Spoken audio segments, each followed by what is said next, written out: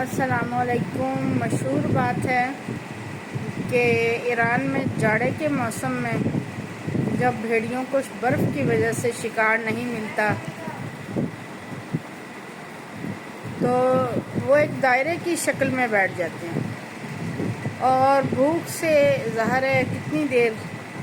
پھر آہستہ آہستہ کوئی نہ کوئی نڈھال ہو جاتا ہے اور وہ ایک دوسرے کو گھورتے رہتے ہیں، اور جب ان میں سے کوئی بھیڑیا انتقال کر جاتا ہے تو وہ باقی بھیڑیے اس کو کھا کر اپنی بھوک مٹاتے ہیں، اور اس سارے عمل کو فارسی میں گرگاشتی کہا جاتا ہے۔ اور اگر ہم گہرائی سے اس بات کا تجزیہ کریں تو یہ عادت ہو بہو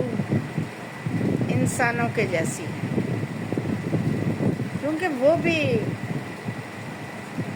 ان بھیڑیوں کی طرح کسی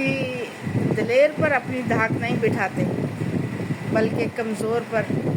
اپنی دھاک بٹھاتے ہیں، اور جو جتنا حالات کا ستایا ہوا ہوتا ہے نا اس کو اتنا مزید مالی طور پر کمزور کرتے ہیں اور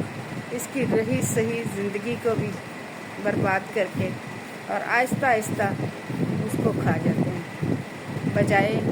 کہ ہم دوسرے کا سہارا بنیں۔ ہم اس انتظار میں رہتے ہیں کہ کب جو ہے نا یہ ان بھیڑیوں کی طرح بھوک سے نڈھال ہو کے گرے اور ہم اس کی بوٹیاں نوچ ڈالیں۔ اور یہ پورا معاشرہ ہمارا اسی گرگاشتی کی داستان بنا ہوا ہے، جہاں کمزور کو مزید کمزور کیا جا رہا ہے اور جو صاحب حیثیت ہے، جو مضبوط ہے، وہ مزید ظالم، مزید مضبوط ہوتا جا رہا ہے۔ یوں تو ہمارا دین اس گرگاشتی سے بالکل مختلف ہے، لیکن دیگر معاشروں میں تو انصاف ہو جاتا ہے، لیکن ہمارے ہاں انصاف کی فراہمی انتہائی دقت آمیز عمل ہے۔ ہم اس سے گھر بیٹھے ہی خوفزدہ ہو جاتے ہیں کہ اگر ہم انصاف لینے گئے تو مزید کسی ناانصافی کا شکار نہ ہو جائے۔ اب ہم